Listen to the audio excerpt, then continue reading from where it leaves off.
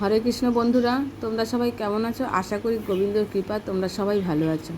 তো আজকের ভিডিও আমার সেই সব বন্ধুদের জন্য যারা নতুন ভক্ত হয়েছো জীবনে, আর গোবিন্দর সেবা করার জন্য সবাই উৎসর্গ হয়েছো, নিজেদেরকে নিরামিষ তৈরি হচ্ছ যে আমরা নিরামিষ ভোজী হব, প্রসাদ ভোজী হব।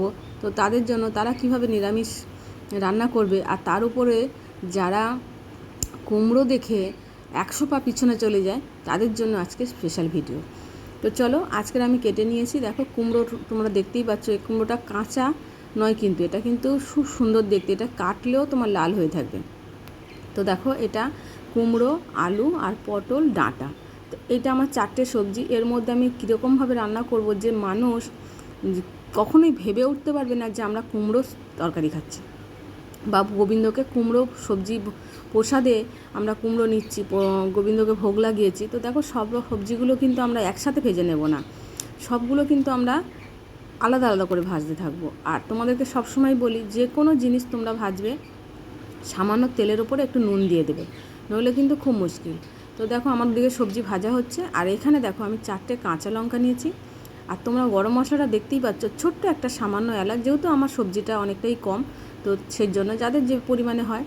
আর সামান্য একটু দারচিনি। আর এই যে লাল, এটা কিন্তু টমেটো নয়, এটা তোমরা ভাবে যে টমেটো, ওটা কিন্তু টমেটো নয়, ওটা হচ্ছে আমার কি বলে ওটাকে, কাশ্মীরি, ওটা ক্যাপসিকাম। ওটা আমি ভুলেই যাই মাঝে মাঝে, ওটা কিন্তু লাল ক্যাপসিকাম। আর ওদিকে আমি শিলের মধ্যে তোমাদেরকে দেখিয়ে দিয়েছি যে ওর মধ্যে ছিল সামান্য একটু তেজপাতা আর জিরে আর ধনে, আদা তোমরা দেখেই নিয়েছো। তা দেখো, বাটা হয়ে গেছে। বাটার মশলাটা তোমরা দেখতেই পাচ্ছ, সুন্দর একটা লাল ফ্লেভার হয়েছে। তো এটা তোমরা অনেকে ভাবে যে দিদিভাই এত এই যে লাল হয়েছে, তোমরা মশলা বেটেছো কোনো সময় দেখেছো তো যে লাল হয় না হুট করে? কিন্তু দেখেছো, যেরকম তোমরা দেবে ওর মধ্যে মেলাবে, সেটা সেমনি লাল হবে। তো আমি সব সবজিগুলো বেটে নিয়েছি, আর সবজি বলছি মশলাগুলো বেটে নিয়েছি, আর সবজিগুলো আমার ভাজা হয়ে গেছে। তো দেখো, এর মধ্যে এবার আমি একটু সামান্য হলুদ দিয়ে দেবো। মশলাটা তো আমি দিয়েছি। তেল তোমরা তো আন্দাজ মতন দেবে, কারণ আমি তেল একটু সামান্য কমই ইউজ করি, যাতে বেশি আমার না হয়। কিন্তু মশলা যেভাবে তুমি ভাজবে, অল্প তেলেও তোমার মনে হবে যে আমি অনেকটা তেলেই রান্না করছি। তো তোমরা দেখতেই পাচ্ছ যে আমার বেশি তেল নেই কড়াইতে। তো এবার মশলাটা আমার ভাজা হয়ে গেছে। এবার আমি সবজিগুলো এর মধ্যে ভালো করে দেখো, দেখেছো এত সুন্দর ফ্লেভার হবে যে গন্ধটাই বুঝতে পারবে যে খুব সুন্দর গন্ধ বেরোচ্ছে। তোমরা নিজেরা করে দেখবে, মানে যারা বাড়িতে ফ্যামিলিতে অনেক ছেলে মেয়ে আছে, বাচ্চারা আছে, তো কুমড়ো খেতেই চায় না, তো তাদের জন্য আর কি। তো দেখো, এখানে আমার ছেলে মেয়েও আছে যে কুমড়ো থেকে 10 পা দূরে চলে যায়, তো তারা হারগিজ জানতেই পারবে না যে আমি তাদেরকে কুমড়ো তরকারি খাওয়াচ্ছি। তো দেখো, আমার গোবিন্দকে আমি কুমড়ো রান্না করে বেশিরভাগটা দিই, কারণ কুমড়ো হচ্ছে আমার সবথেকে প্রিয় সবজি। তবে কুমড়োর মতন কুমড়ো হলে, তাই বলে ওই বা সাদা সাদা কুমড়ো হলে খেতে পারি না, যাই হোক।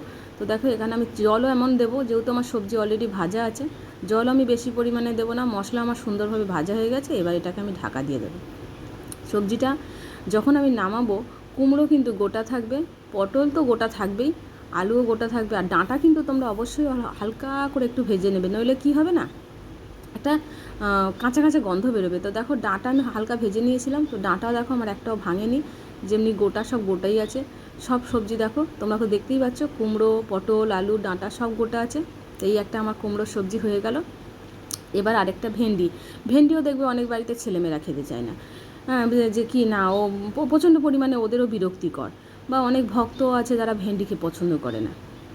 নতুন হয়েছে, তারা ভাবে গোবিন্দকে কি ভোগ লাগাবো, কি প্রসাদ পাবো, আমি তো এই সবজিটা নিতেই পারি না, নতুন ভক্ত হয়েছে, আমার জীবনে আমি কীভাবে পালন করব, এরকম করে অনেক টেনশন হয় তাদের। তো দেখো, আমি ভেন্ডিটা কেটে নিয়েছি। আর যদি বড় বড় ভেন্ডি হয়, 2 খণ্ড করে নেবে, অনেকে বড় বড় রেখে দেয়, কিন্তু আমার মা বলে কি, অত বড় বড় পাতে দেখতেই খারাপ লাগবে, তো আন্দাজ মতন ছোটো করে নিলে সেটা সুন্দরই দেখতে হবে। সেজন্য আমি এর মধ্যে নিয়ে নিলাম সামান্য নুন, হলুদ, আর একটু সর্ষের তেল, আর একটু কাশ্মীরি লঙ্কা। এটা আমি ম্যারিনেট করতে বসিয়ে দেবো, দিয়ে আমি এটা ভাজবো। এটাকে কিন্তু আমি একদম পুরো ভেজে নেব না, এটা ম্যারিনেট করতে বসিয়ে আমি না এটাকে ভালো করে একটু মাখিয়ে নেব, কারণ আমি হাত দিয়ে আবার মাখতে পারি না খুব একটা, তার জন্য আমার খুন্তি হাতা এসব দিয়ে মাখি। তো এদিকে তেল আমার গরম হচ্ছে, এইটা ভেন্ডিটা আমি ভালো করে একটু মাখিয়ে নেবো। ওদিকে আমার মশলাও রেডি হচ্ছে, তো তোমাদেরকে অবশ্যই দেখাবো যে আমি কি মশলা নিয়েছি। তেল গরম হতে থাকুক। তো চলো, মশলা আমি দেখো, এখানে নিয়েছি কটা লঙ্কা, আর এটা হচ্ছে সর্ষে, পোস্ত, আর এটা কি বলবো, এটা ভুলে গেছি আমি, মনেই করতে পারছি না এখন।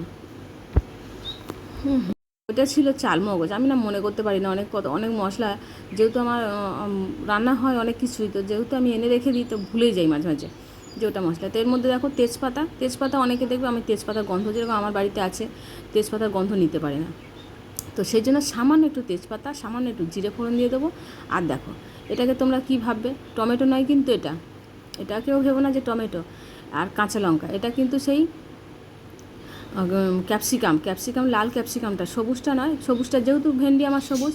তো দেখো এখানে আমার মশলা বেটে, দেখো এটা কেমন দেখাচ্ছে, তোমরা দেখতেই পাচ্ছ, মশলাটা দেখলেই মনে হবে যে এই মশলাটা দিয়ে আমি ভাত খেয়ে ফেলি, এত সুন্দর ফ্লেভার হচ্ছে আর দেখতে এত সুন্দর, মানে তোমরা মনে হবে যে এরকম এত সুন্দর, তোমরা রান্না করেই দেখবে, আমি তোমাদেরকে বলছি একবার করে দেখবে, খুব সুন্দর খেতে হবে, সত্যি কথা বলছি। তো এই ভেন্ডিটা আমি প্রথমে কিন্তু ভেজে নিয়েছি, ভেজে তুলে রেখেছি, হালকা ভেজে নিয়েছি, কারণ না হবে সেদ্ধ আর না হবে শক্ত, কাঁচা থাকবে, যেহেতু সবুজ গন্ধটা আমাকে কাটানোর জন্য হালকা করে ভেজে নিতে হবে। তো এর মধ্যে সব মশলার মধ্যে আমি দিয়ে দিলাম সামান্য নুন, হলুদ আর কাশ্মীরি লঙ্কা। যে মশলাটা আমার হয়ে গেছে, দেখো ভেন্ডি ভাজা হয়ে গেছে। এবার দেখো রান্নাটা, তোমরা রান্নাটা দেখেই বুঝতে পারছো কত টেস্টি ফুল হবে, তোমাদের দেখেই তো জিভে জল আসছে নিশ্চয়ই। তো তোমরা একবার করে দেখবে আর কমেন্ট বক্সে আমাকে অবশ্যই জানাবে যে দিদিভাই কেমন রান্না হয়েছে, কেমন খেয়েছো তোমরা। তো যাই হোক, এটা তো হয়ে গেল। আর একটা সবজি আমি তোমাদেরকে দেখাবো, আজকের আমি 3টে রান্না তোমাদের সঙ্গে শেয়ার করব, তোমরা কমেন্ট বক্সে অবশ্যই জানাবে আমাকে, আর শেয়ার করতে ভুলবে না, আর সাবস্ক্রাইব করতে কিন্তু ভুলবে না এই ভিডিওটাতে, ঠিক আছে। আর একটা দেখো, মাঠে মা ঠাকুমারা, অনেক আগেকার মা ঠাকুমারা কিন্তু এগুলো তুলে নিয়ে আসতো, তো আমাদের তো বাস্তব জীবনে কিনে খেতে হয়। তো তোমরা কি শাকটার নাম চিনতে পেরেছো? কমেন্ট বক্সে কিন্তু জানাবে, আমি কিন্তু এটা রেখে দিলাম, নামটা বললাম না। তো যারা কুমড়ো খেতে পছন্দ করে না তাদের জন্য আর একটা ভিডিও দেখো, এইটা কিন্তু অ্যাকচুয়ালি তেতো শাক, এটা তেতো হিংসে বলে, আমি নামটা বলেই দিলাম। তো এটা কুমড়ো, আমি কিন্তু কুমড়োর কোনো কিছু ফেলি না, আমি সব কিছু কাজে লাগিয়ে দিই, তোমাদের পরপর আমি শেয়ার করে দেখিয়ে দেবো।